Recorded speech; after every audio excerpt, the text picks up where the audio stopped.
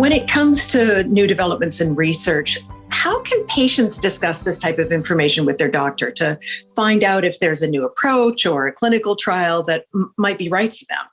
I think the first question is to ask if there are clinical trials that are available. And unfortunately, in the U.S., clinical trials aren't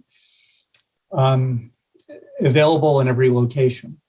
And often patients have to go to a larger medical center, often an academic medical center or research center, to have access to clinical trials. And I think that's one of the inherent challenges of our health system.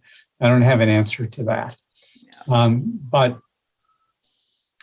there are lots of places for patients to find out information about clinical trials. The National Cancer Institute has a website that's really active. There are a number of blood disease focused and MPN focused patient organizations that patients should avail themselves of. Leukemia Lymphoma Society is one that's been a long advocate for patients, and there are a number of MPN focused organizations as well. And so I think patients should maybe go to the internet and look around a little bit to get a little information for themselves. But I think also asking their physicians if they're aware of trials that are available. Yeah. Within most of the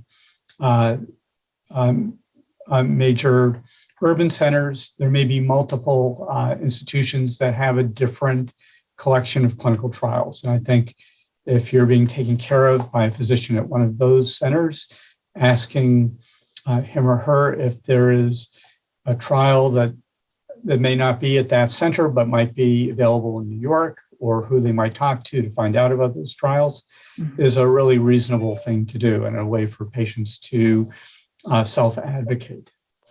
But it often does require more energy to do that. And I think one of the challenges for some patients with MPNs is that the disease takes away some of that energy. And so enlisting a family member or friend to help be a voice to advocate for you is another way of overcoming that.